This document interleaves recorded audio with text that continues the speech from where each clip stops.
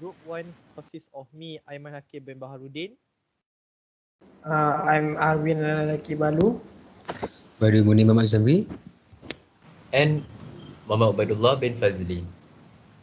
So, our group will be discussing about the topic racial discrimination.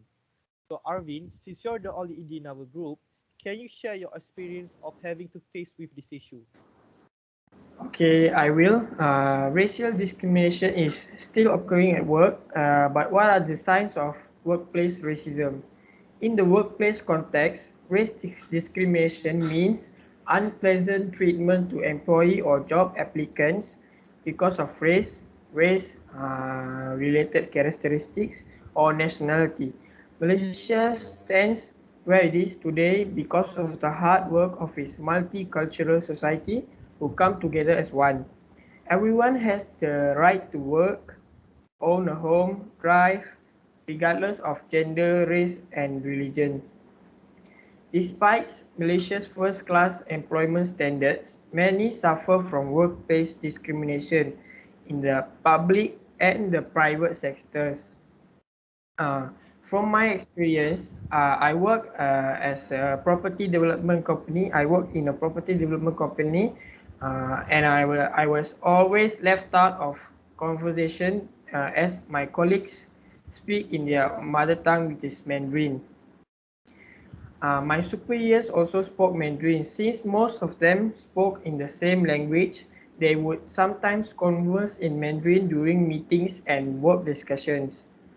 Uh, they will not address the language issue experienced by me, as they assume other people would translate it to me and inform those who didn't understand Mandarin.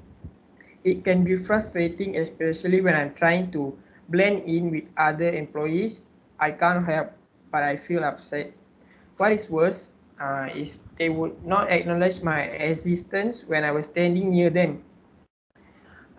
It is also happened to other colleagues who did not speak this language. I will be always the last one to receive work updates, as I will be informed only much later. People were cold towards us. Us means outsiders, those who are not from the same background, and did not try to accommodate new colleagues. I joined this company only last year. Keeping a positive outlook, they could be treating me differently because I was a new boy at the office. There hasn't been much change since I first joined 7 months ago, but I am doing my best to cope and remain professional. However, the people in my previous company were friendly and accommodating. Maybe that's why I feel lost. I never expected to face racial discrimination in an organization deemed to be one of the big boys in the industry. So that is my experience on this serious issue. That's it. Thanks for sharing your detailed experience, Arvin. We are all very sympathetic about it. Next, Ubaidullah, can you share with us the effect of racial discrimination towards individuals? In my opinion, racism is associated with a higher rate of stress. In 2015, National Institute of Health have a results of 300 studies of how racism affects the physical and mental of a person. According to the studies, experiencing racism have a long-lasting physical and mental effects, such as stress. From this stress, they can stress as a result of racism can also lead to behaviors that may cause further risk to physical health.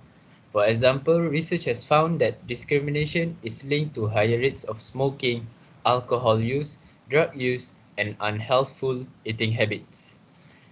Also, it is found that racist experience appear to increase inflammation in African American people, raising their risk of developing chronic conditions such as heart disease and kidney disease. Many um, racist Stress can elevate blood pressure and weaken the immune system, which in turn raises the risk of developing long-term health conditions. Many studies have cited structural racism within medical care as a key factor in poor physical health. For example, a 2016 study into racial bias and pain management found a link between undertreating pain in black patients and false biological beliefs such as black people's skin is thicker than white people's skins. It also found that compared with other racial groups, black children with severe pain from appendicitis are less likely to receive pain medication. This suggests that racial bias is causing medical professionals to use different methods of handling pain for different racial groups, either inadvertently or purposefully before administering care. It is more likely to affect mental health than physical health. Stress can develop depression, anxiety, post-traumatic stress disorder, or we call it PTSD, and suicidal thoughts. This thing cannot be taken as a light issue as it affects people of all age, including children. In talking about racism, it also can affect the social interaction between the other person. So um, it can make someone afraid to be friends with people, having a low self-esteem and no confidence. This will cause someone to have no confidence while having in an interview. Even at the workplace, some people will have to experience these things and have a problem to interact with colleagues. Thank you, Ubaidullah, for sharing the very informative knowledge. Last but not least, Badrul, what's the way we can do to overcome this racial discrimination issue? Okay, from my point of view, there are two solutions to overcome this problem. The first is just to support affected staff and review the procedures. It's vital that employees have robust procedures in place that everybody is aware of reporting racist or abusive incidents.